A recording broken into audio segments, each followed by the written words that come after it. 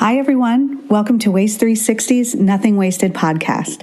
On every episode, we invite the most interesting people in waste, recycling, and organics to sit down with us and chat candidly about their thoughts, their work, this unique industry, and so much more.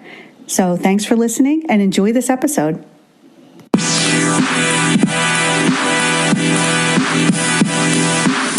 Hello, my name is Kirk Sander, and I'm the Vice President for Safety and Standards at the National Waste and Recycling Association. So again, welcome to this. This is new data.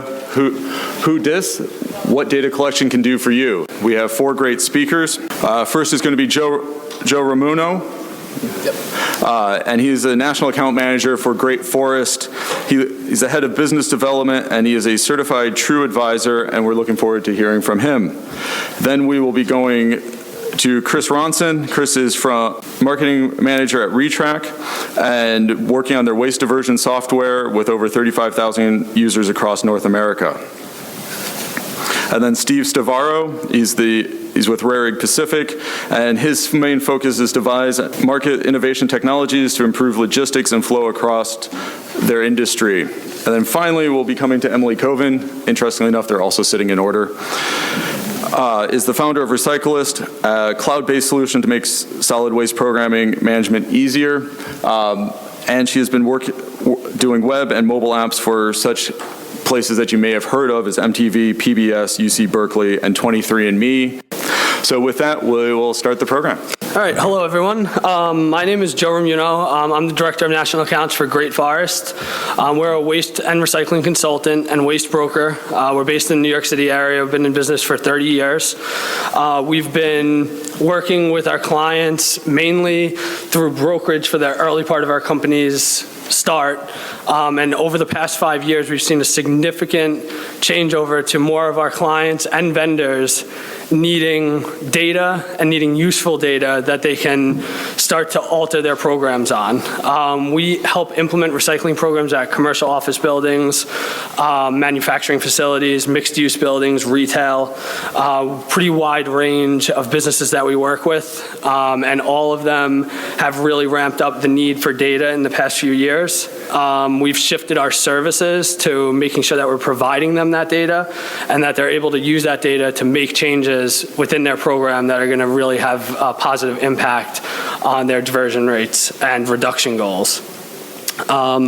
Adjusting to meet new data-driven needs, we've really stepped up our auditing services. Across our clients, we've seen that throughout the country, almost 77% of material that we audit at buildings, that buildings are throwing away, is not trash at all. And having that data is really important now. It's more crucial than ever with the volatile market that we're in.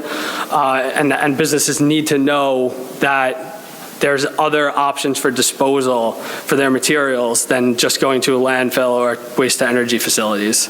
Waste audits are a type of data collection that is growing in importance across the country and has become a large part of the business that we conduct. It's actually the biggest part of our business now, and 5 years ago, it was barely a part of our business. So it's really shifted how we operate, and it's a large service for data collection. Our clients want to measure and understand how much of each material type they're generating, and they want to know how they can reduce the different material types that they're generating, and waste audits allow us to do this. Without data, businesses are operating in the dark. They don't know what they need to do to improve. They don't know where they currently stand. Data is everything right now in the waste industry, and it's going to continue to grow in importance. As we are all aware, the recycling market has taken a pretty severe downturn in recent history, and as a result, there's been a lot of changes in the market, including contamination being a really important part of both the vendor side and customer side of business. Customers are getting hit with contamination charges, and it's going to be a growing concern. We've also seen contamination kind of break through to mainstream media, and as a result of that, more stakeholders within companies are starting to pay more attention to this data and want to know how their companies are operating, how much waste are they generating, how much recycling are they generating, and what their diversion rate is, because they're seeing that contamination is a growing problem and a growing concern. Data helps clients and vendors track waste and recycling on a monthly, quarterly, yearly, whatever they need, whatever kind of basis they need. Collecting that data allows them to track that. It allows them to see patterns and implement changes in their program based on those patterns. Tracking ongoing metrics allows companies and vendors to gauge how their sustainability initiatives are doing and what changes they need to make if their sustainability initiatives are not hitting their goals. Understanding current waste and recycling generation allows companies and vendors to benchmark. Benchmarking lets you set more accurate and more achievable goals. Without knowing where you are, it's almost impossible to set goals. And that's something that we've really tried to push with both our clients and vendors that we work with. Understanding where their clients are is crucial to setting goals and helping them hit those goals. What you do with that data when you collect it is one of the most important aspects of it. Analysis for customers usually means looking at changes that they can make to equipments and frequencies, adjusting internal recycling programs, and adjusting purchasing that their companies are making. For vendors, this analysis may mean assessing customer contamination rates, changing services or costs, or adjusting routing.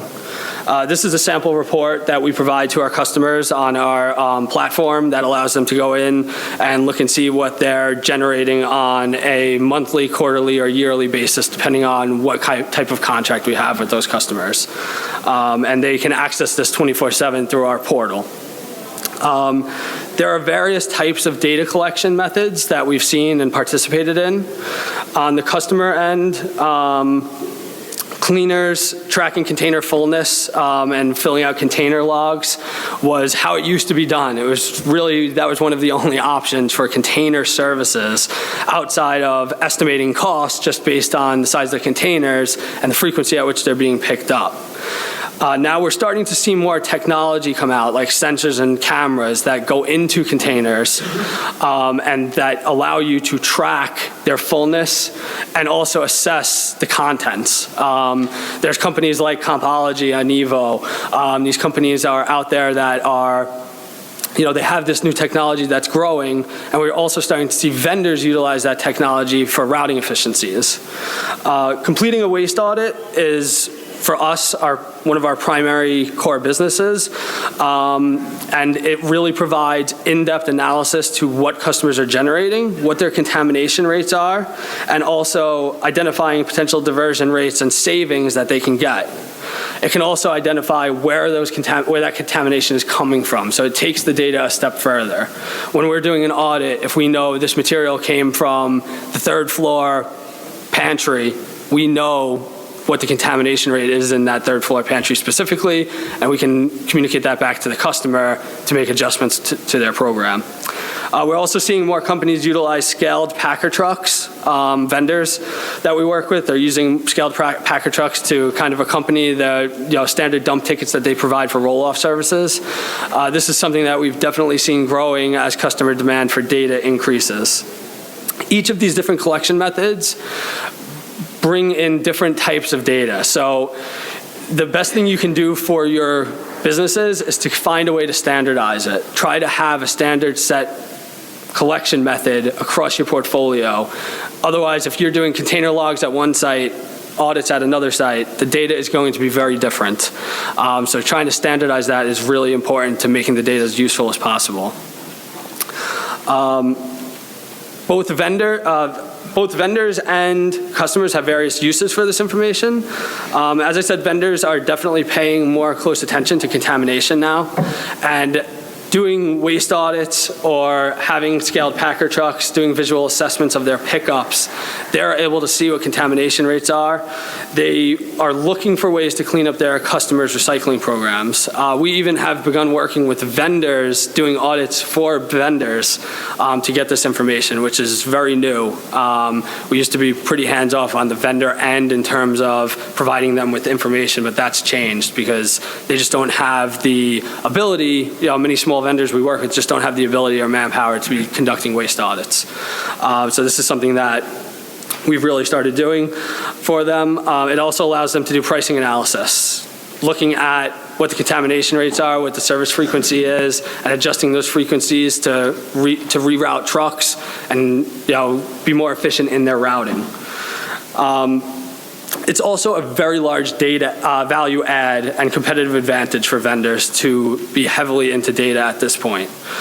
We've been asked multiple times by our customers to only work with vendors that have good data reporting capabilities.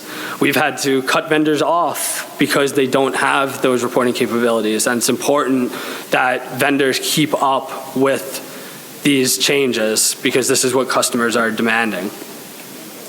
Customers are looking for help on other things. They also want to know what their contamination charges are because they're getting hit with contamination fees that are really killing some of these customers, and rightfully so. There is contamination going on, but they're looking closer at that and trying to understand what they can do to improve it.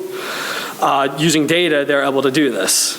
Reduction goals, goal setting and benchmarking is a really important part of what Great Forest does as a company and what customers are looking for when we're working with them to collect this data.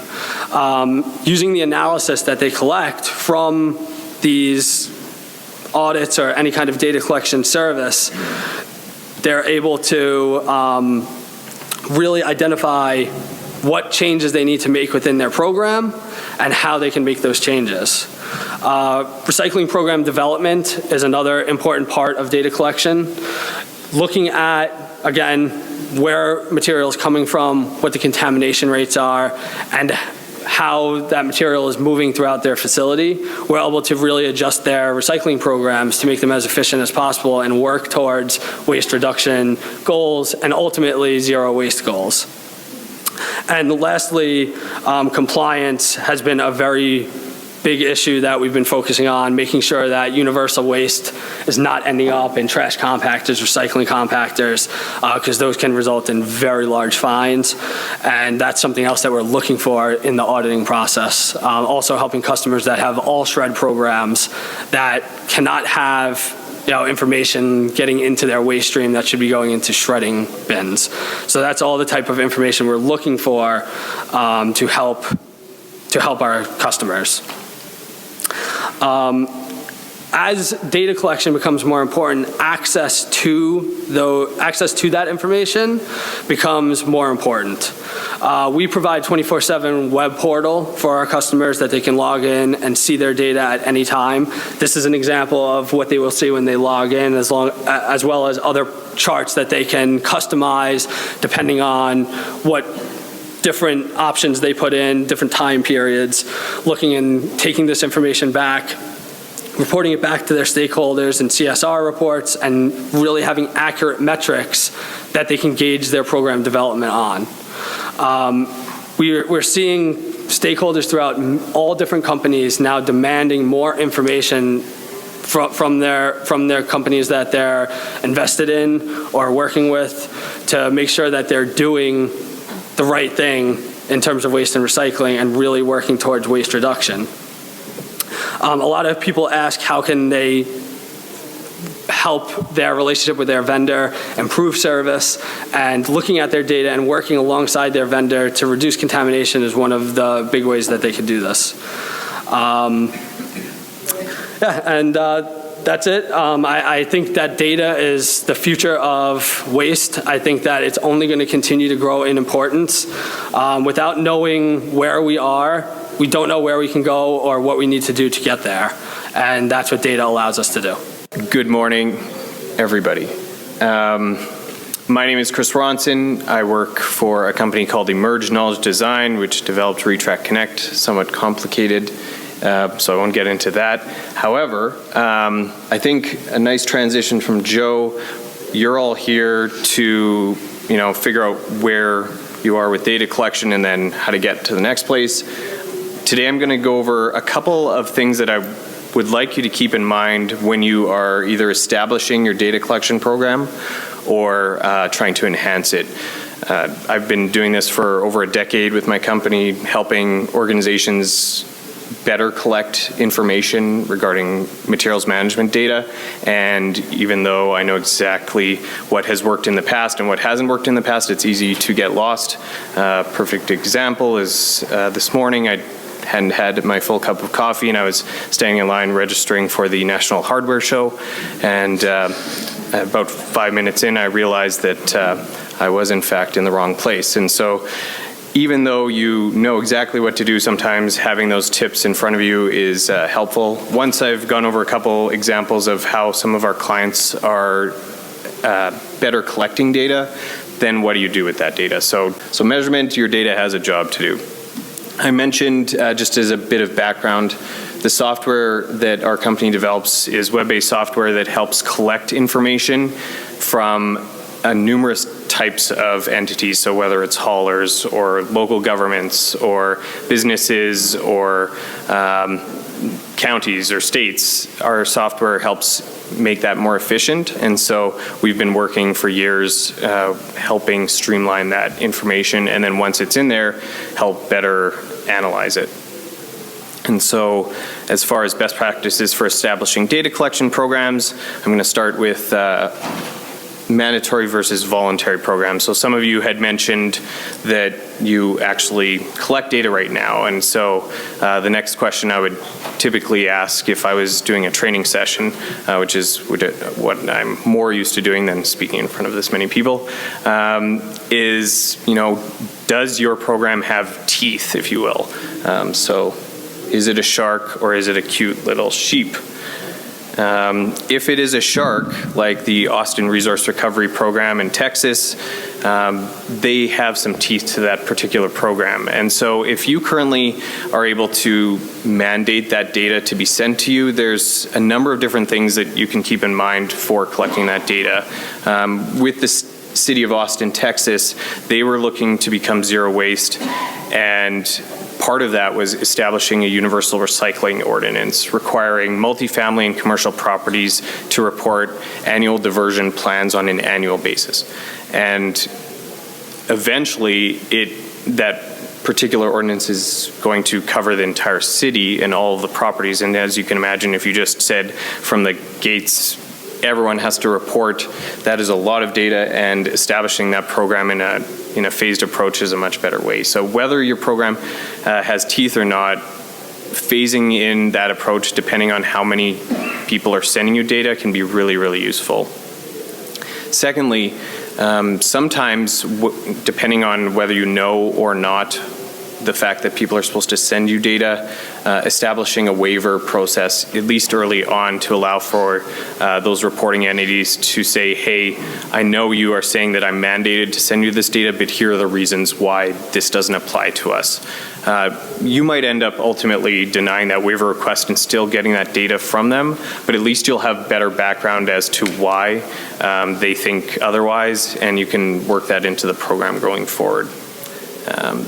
Next, having inspections. So as Joe mentioned, this data sometimes has some flaws to it. So being able to really look into that information on a regular basis, doing spot checks, audits, there's a lot of benefit to doing that, even though that data is mandated. And then ultimately penalties. Not often used, but being able to say that there are penalties as far as what happens if you don't get that data in on time can be a useful tactic. On the flip side, if your program doesn't have teeth, there are different strategies that you can take. One of the most interesting ways that I've seen one of our clients use a voluntary program is tying it to a grant program. So the state of Massachusetts wasn't able to mandate collection from all of their 351 municipalities.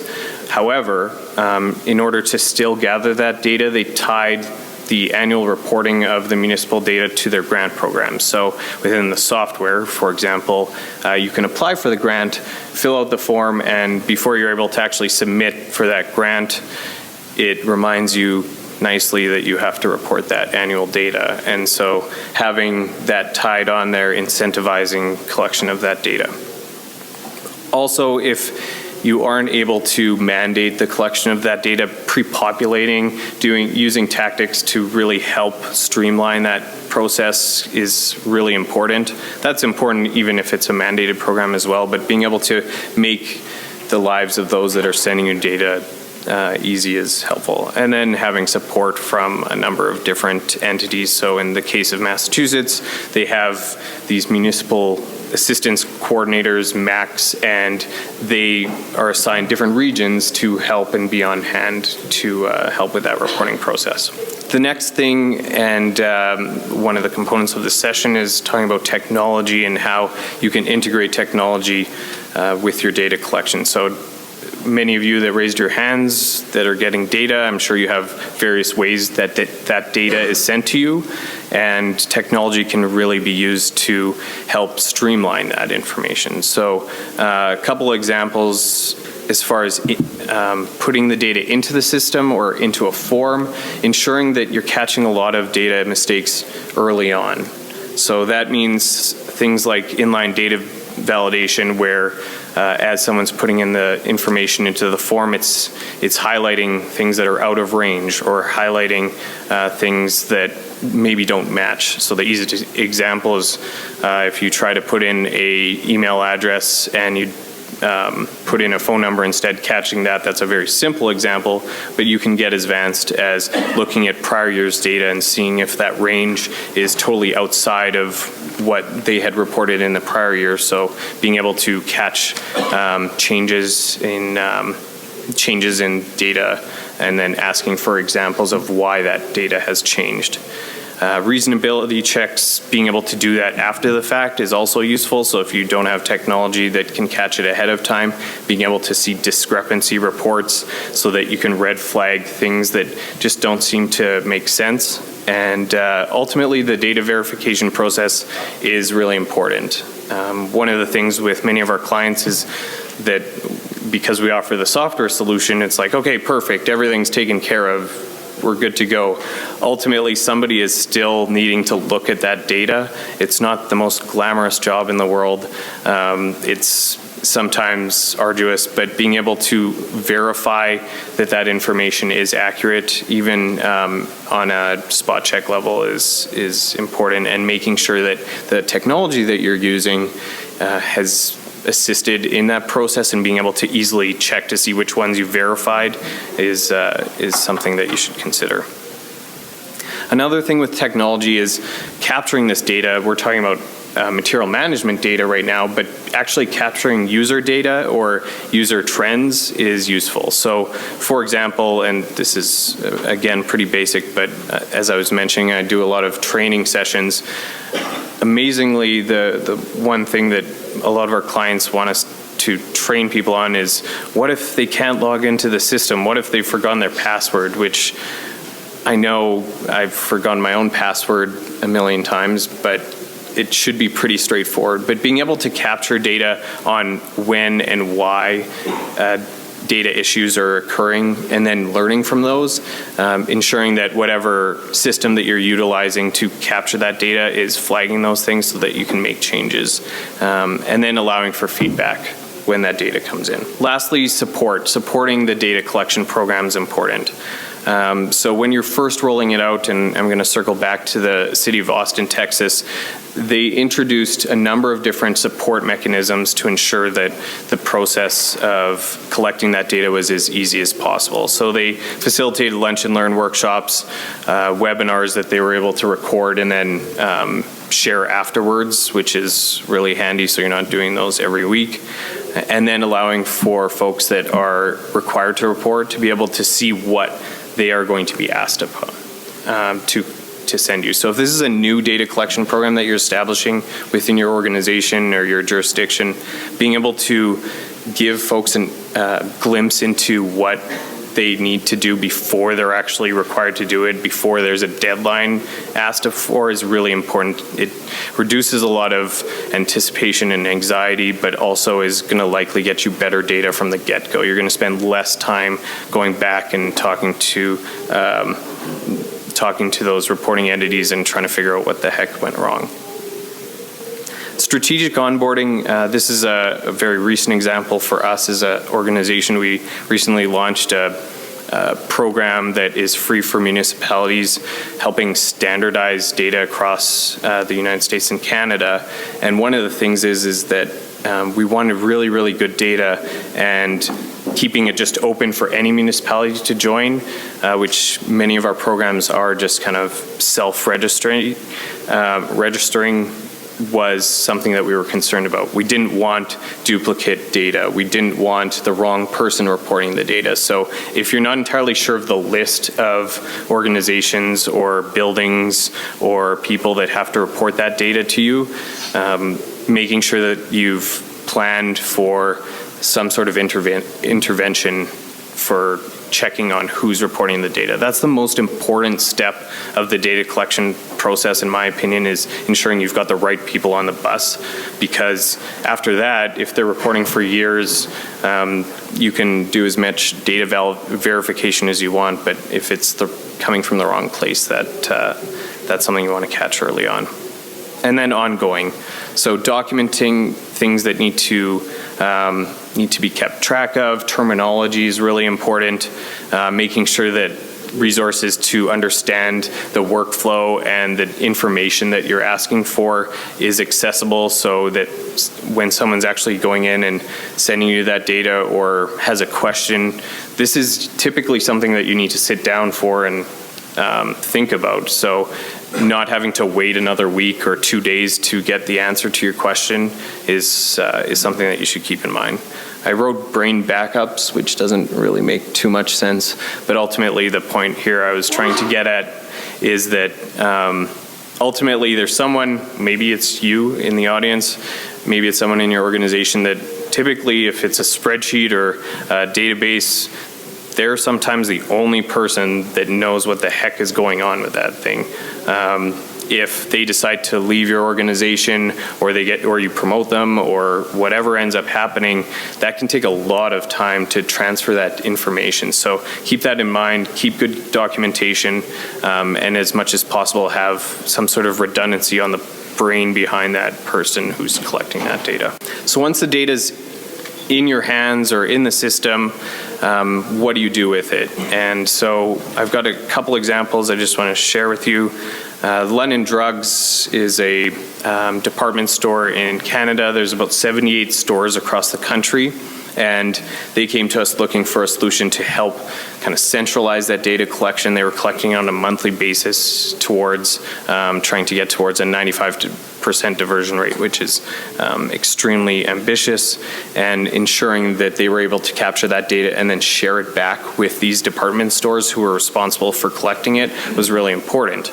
They needed instant feedback. They needed to be able to know where that each store location sat next to the rest of the company. And so being able to provide those reports, as Jill mentioned, back to your reporting entities is something that should be done. This is their diversion rate in 2016, collecting from nationwide. And so some of the things that they did were making sure that the portal was available for each of the stores to be able to compare themselves, benchmark themselves, but then they introduced competition between the stores to be able to kind of show on a monthly basis. That doesn't always work out depending on how the culture is in your organization, but sometimes it can be a good incentive. Oregon Metro, so the Portland area, there's about 6 local governments that are captured by that kind of region that use Retract Connect to collect data from haulers. They actually centralize their data collection, but as part of the process of kind of moving that online, they sat down with the haulers themselves, created a kind of group and said, we are going to change the way you're reporting that data. How best can we do that so that it's not just here, this is what you have to do now? So they got the feedback from the haulers themselves, and one of the key aspects of it was ensuring that the data that the haulers felt was private remained private. And so within the form itself, it allows the haulers to indicate that, hey, this is proprietary information. I don't want this shared in analytics with other organizations unless it is kind of anonymized and in aggregate form only. And so being able to do that in your reports and ensure that you have the proper steps in place to make sure that that is accurate and is happening is really important. And so doing that early on and having those conversations on can not only help get that data in a comfortable way from those that are reporting to you, those that may not want to report to you. In this case, it was 55 haulers, small to large, and so standardizing that information was really important, but collecting it on a timely basis was also really important. So ensuring that the reports reflected their needs was useful. Another way of looking at this data and providing feedback to those that are reporting to you, this example is again from that municipal measurement program. One of the things that we wanted to do instead of just this one-way street of collecting data is give something back to those that are reporting data to you. And so in this particular report, it analyzes the information that the municipality has provided for their programs for the year, and being able to then say, here, these are some recommendations that you should keep in mind. These are some tools and resources based on the exact program that you have. Look for improvements in these areas. And then finally, is the state measurement program. I like to say, you've heard the apples to apples comparison. People then are like, oh, it's not apples to oranges. It's almost never even apples to oranges. It's apples to pretzels. Essentially, it's complicated, and ensuring that capturing that data at a standardized level is really important. So with state measurement program, all the states agreed upon common terminology, metrics, and the ability to collect aggregate information or detailed information depending on the level of detail that they could provide. So thank you so much. My name is Stephen Stavro. My focus is to devise and market innovative technologies for a wide range of industries, from food and beverage, distributors, bakeries, and the waste and recycling industry. Aggregate Pacific has been providing technology containers for the waste and recycling industry for about 30 years now. So if you're in this room today and you're a municipal provider or a private service provider, there is more data available to you than there's ever been before. Everywhere you look, there's data coming at you. You can get data related to your truck, how fast it's going down the road, what turns it's making, is it optimized on that route, if the driver's a seatbelt on, if the driver's taking a selfie, containers picked up, if a container is full. There's an unbelievable amount of data on the marketplace, and it's mushroomed over the last 5 years. So it gets a little bit convoluted, right? So if you look out there and you see all this data on the marketplace and you're an operator, it's a little bit difficult to figure out what data is actually really important to you. Where should I be focusing? Where should I be spending my time and energy? So the challenge in the business today is not necessarily the amount of volume that's coming in from a data perspective. It's really about how do you take this data, turn it into something that's effective, that actually can deem results. So if you look at the digital information out there on the marketplace and to break it up into different pieces and really compartmentalize it, you can look at it from a couple different buckets area from a business standpoint on how it actually can be impactful, right? So if you look at reducing operating expense, increasing revenue, improving safety, enhancing the customer experience, and reducing capital expense, this is kind of what we got to look like at an operation is what's the data out there? How can I drill it down? What's meaningful to you, right? Because you can look on the marketplace for quite some time, but the key to figuring out is there's all this data out there, but what actually is going to make a difference to you. So if you look at your business, what are the top line business objectives that you have? What are the internal challenges that you have and external pressures that prevent you from reaching those objectives? And then start to focus in on, hey, I really want to focus in on reducing operating expense. What data is available in the marketplace? What technology solutions are available in the marketplace to help me reach my goal? So I'm going to share with you a couple success stories related to how some folks use data collection and technology to help improve efficiencies and related to those 5 buckets there. So I'm going to start with the city of Cincinnati. They were operating 36 trucks.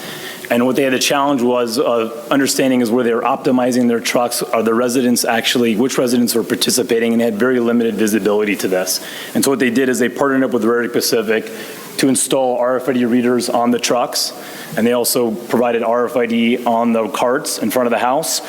So now what happens is when the resident rolls out the cart with the RFID chip in it, the truck rolls up with the RFID reader in the truck, picks up the cart, it scans the cart, ties it to a GPS unit, and now the city of Cincinnati knows which truck picked up which house on which day with which cart, and has got pure visibility on what's going on. So after a couple months, they look at this data and analyze it and then say to themselves, hey, we're running 36 trucks here. We actually can do this with 9 less trucks, take those trucks off the road and allocate that labor somewhere else. So a really big win there for that city. They improved route efficiency by 25%, reduced their fleet by 9%. And really a big win is it was labor neutral, right? So they're able to take that labor and apply it to other parts of the city that are important to them. 2 of those things were road maintenance as well as litter prevention. So pretty significant savings. You look on an annual perspective, you're looking at $1.8 million and $9 million projection over 5 years. Next success story I want to talk about is a generic industrial hauler, but some of you guys are probably familiar with the complications with keeping track of your industrial containers out there that are floating around. You probably hear things related to someone's calling you up, you don't know how many containers you have in the yard, you've got to call a bunch of people to figure it all out, you've got drivers that stash them so they can be more efficient on their own terms, and that guy ends up leaving your company, and you don't know where all those containers are. You can't really keep track of which container got damaged or broken to actually bill the customer who broke it. You don't know if you dropped it off the wrong size. You don't know if you picked up the right one. So it's really, really complicated to manage all these containers. And so what companies are looking to do is tag these containers now with barcodes and use Rare's industrial container tracking that. And what this allows them to do is when they drop off these containers at different locations and areas that they're servicing is they can assign it a status. So I dropped off this container at this location and I assigned it, it's in inventory, it's at ABC company, it's a 20-yarder, whatever it may be. Now you can look onto a dashboard and say to yourself, okay, someone calls me up, they want a 40-yarder, I know I've got X amount in the yard, I know Joe's shop's got 3 on hand. You can really manage your business more effectively. So some significant results there as well as you look at the efficiency gains you can get from a couple different areas. You're not buying more industrial containers than you need. You can route the drivers more efficiently, and you can generate a sales lift, right? It's hard when people call you up and they ask for things you don't necessarily know if you have it on hand to sell them. So you can spend time actually selling these guys versus trying to track down all these industrial containers. So significant savings there from a net profit annual improvement standpoint. A final thing I'll just close with is, again, everyone's talking about a lot of data up here and there's a lot of solutions on the marketplace, and you just start internally, right? What part of your business are you trying to focus on first? Hone in on that and then go do some research, get an internal stakeholder that's going to be a champion and figure out what technology and data is available in the marketplace to help align with your overall business goals, and then spend your time and energy there. So thanks for your time. Appreciate it. My name's Emily Coven. I'm the founder of Recyclist, and we do cloud-based solutions, basically web-based apps and websites and tools online to we work mostly with municipal solid waste programs, cities, counties, and haulers running municipal solid waste programs. What is data? And data is really anything. It's anything that's a collection of zeros and ones. Anything that you do when you're collecting data. If you're taking a photograph, that's stored as a bunch of zeros and ones. If you are taking a measurement, if you're taking, a GPS coordinate, it's all a bunch of zeros and ones. And there's, this world is filled, even this room right now is filled with data. There's so much we could collect. And so, in 2019, the world is sort of our oyster, right? As long as we have enough time and resources, we can collect anything and we can do anything with it. And so then it becomes sort of this philosophical question of what do we want to collect and what's valuable to us? I think within the waste industry, there's been a lot of progress recently in the kinds of things that Steve was talking about now, operational efficiency. So better collection, better processing, making everything so much more efficient. And that's been really good. You just walk around the trade show floor, right? And there's robots and there's, route optimization and there's sensors. There's so much great stuff out there for making everything that we're doing once we collected waste really, really efficient. Where I think there is an opportunity, though, in the waste industry is more on the generation side to use data to kind of look at how is waste being generated in the first place and how can that be improved. Because when we're looking at trying to, increase our diversion levels and get stuff out of landfill and deal with this huge contamination problem we have, it ultimately gets down to those individual generators. And if we're not using our data to get at them, we're kind of missing a big, big piece of the pie. So, when you think about how you use data to change behavior, it's actually great to be in Vegas, right? Like, is there anywhere else in the world that is more data is used to try to influence human behavior? You know, the casinos are like sort of the perfect incubator for this idea, right? They're this like completely closed off, like controlled environment. The casinos can control the temperature. You know, we've all heard like lower the temperatures to keep you more awake and make you spend more money. They can calibrate their slot machines, right? So they can get just the right amount of payoff that you'll keep pushing that button. They even monitor the drinks. They'll watch you and see, you know, who should we give free drinks to so we can get more money. And like, I wish that the waste world was like that, right? The waste world is like the opposite of that. It's huge and it's everywhere and it's totally uncontrolled and all of that. And, you know, I wish that we could just like give a free drink to somebody who contaminates and all of a sudden like there would be no contamination. Like that would be so easy. But that's not really one of our options out there. But I think there are things that we can do with data to, to improve what's going on out there with individual generators. So that's what I want to talk about a little bit today. If you look at individual generators, what information do we have about them? We have a decent amount of aggregate information, you know, because when the trucks go pick up their stuff, we know how much, we can measure how many tons are in trucks. We can measure how many tons are going to a landfill. We can measure how many tons are getting processed. And we can roll that up usually on a citywide municipal level, something like that. So how many overall within a city tons, we can get diversion, we can get pounds per household, and then we can roll that up, especially through the efforts like Chris was talking about with the municipal measurement program. There you go. Standardize it, and then we can start to have baselines and track how things are going. And all of that's super important, right? Because that gives us visibility into what in the world is happening out there in the big picture. But to a certain extent, that gives us everything that's happened in the past and hopefully close to real time happening right now. What I'm really interested in is kind of that forward-looking, how can we use data to not just look at what happened in the past, but change what's going to happen in the future? And I think that in order to do that, we've got to change behavior, and we've got to do that on the individual level. So what we try to do at Recyclist through our software is take that lens down to the individual generator level. So we're looking at a city, and who's in a city, who's generating waste? You know, there's residents, there's businesses, there's multifamily properties, there's industrial. We focus largely we do stuff for residential, but this is different. Our data platform focuses largely on commercial for a few reasons. One is that we work largely in California, and there's mandatory commercial recycling and mandatory commercial organics, so that's really important to our customers. And the other reason is that you get a lot more bang for your buck, like trying to change the behavior of commercial generators, because you can actually go talk to them and change what they're doing. So if you look at an individual waste generator, in the ideal world, you would know everything, right? You would know, they've got 3 bins. You would know every week how much they're generating. And if they happen to have a scaled truck, like amazing, you know that, but odds are they don't. If they happen to have sensors that were perfect and could report their contamination perfectly, you'd know that.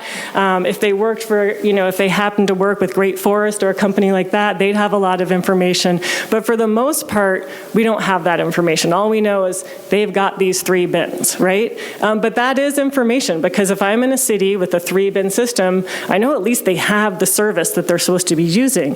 What if they don't have an organics bin? Well, then I know they're not diverting their organics, right? That's like a very simple data point. If they don't have a recycling bin, I know they're probably not recycling.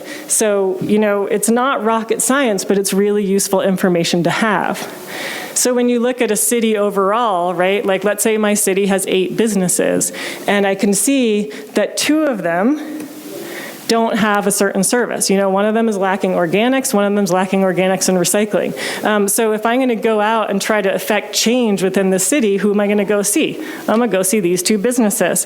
If I only have time to go see one, I'm going to go see the bigger one that's lacking more service. That's where my biggest opportunity is to move the needle within my city. Obviously, most cities don't have 8 businesses. They have 800, they have 8,000, but the same principles apply, right? You're not going to go door to door and knock on 8,000 8,000 businesses, but maybe you do have the resources to go see 300. And if you can use your data to identify who should we go see, where are we going to get the biggest bang for our buck, that's a really empowering thing. So that all sounds well and good, and it sounds like, well, why doesn't everybody just do that tomorrow? And there's a real big limitation to this, which is actually you can't just snap your fingers and know who those 30 businesses are. And this is kind of at the root of the problem that we are dealing with as Recyclist, which is that this is how the data tends to look when we get it. So we work with the city, or we work actually a lot directly with haulers who give us their data, and they're like, okay, tell us now who we should, who's compliant, who's not compliant, who should we visit? Because this is how data is typically stored. And it's stored for this, this is, say, one customer, Joe's Diner, right? They've got a couple different locations, they've got different bins, they might have a couple different account numbers for their different locations, a row for every day of the week that they're serviced. And you can't just look at this and know what's going on, right? But it also makes sense that this is how the data is stored, because haulers are servicing bins, and they need to store their information in this way to run operations efficiently. But this is really different from that sort of big picture work of, looking at, is that for me? No. Oh, no. Okay. It's approaching 17 minutes. It's like, oh dear. Okay. So, this works for them, but it doesn't necessarily work for this identifying individual generators. So one of the things that we do as part of our program tracker software, which is the software that tracks the overall program, is we take stuff that looks like this and we make it look like this. And it's unfortunately not trivial, but it's not impossible. It can be done. And now we can look at this one generator and say, oh, they've got 2 locations, and here's their net cubic yardage that's being serviced at each of those locations, and here's a human readable version of what they're getting, right? And then we can look and see, oh, look, these guys haven't got recycling, and those guys haven't got organics. We've got 2 problems here. And this can be really powerful. Again, it would be nice if we knew more, but this is a very, very good starting point. So what this looks like, just to give you an example, within our program tracker is we pull in, thousands and thousands and thousands of businesses, and you can search and you can sort them, but you can see on an individual generator level what they're all doing. In the state of California, this is particularly helpful because now we know who's on the hook for mandatory commercial recycling, who's on the hook because it's threshold-based for commercial organics. And we can see, who's not complying, who's not got the services they need. And then we can track whenever we go and visit them, or do a phone call, or do an audit, or do an assessment, or anything like that. It's all tied together. It's not sort of in a mishmash of notes everywhere where we have no idea what's going on. So Chris was talking about collecting data with teeth and with not teeth, and there's the shark. SB 1383 is like a giant school of great white sharks. It's like the most teeth-filled reporting thing. It's like the best thing that could have ever happened to Recyclist, but kind of terrible for everybody else because there's so much reporting required. So this is short-lived climate pollutant emissions law that's very, very broad-reaching across the state, but specifically for municipal solid waste programs, there's a ton that's required around organics. It requires more organic service to be had. It's tons around edible food generation. And on the municipal level, there's tons and tons and tons of reporting. And so if you guys are like, who is this crazy person standing in front of me telling me I should track 8,000 individual generators, who in their right mind would do that? Kind of the answer is everybody in California now is going to have to do that. So previously in California, the regulations have been a little bit more aggregate, right? How many businesses are complying and not? How many tons have been going? Add it all up and give us a number. SB 1383 is really a paradigm shift to give us a list. Give us a list of all your generators. Give us a list of everyone who's got organic service that should and who doesn't that should. Give us a list of all of your edible food generators. Tell us what each and every one of them is doing to recover food. Give us a list of all the waivers you've issued. Give us a list of every single point of contact you've had with every single generator the whole entire year and the outcome of all of that. Like, it goes on and on and on. So it kind of has to happen whether we like it or not. I like it, you all may not. I mean, but I do think that what's exciting about it is that, you know, if we just stay at that high level of looking at aggregate numbers, we're never really going to know what's happening, and we're never going to have that opportunity to use data to move the needle on this. So this is my final slide here. And I just want to talk quickly about soft data versus hard data.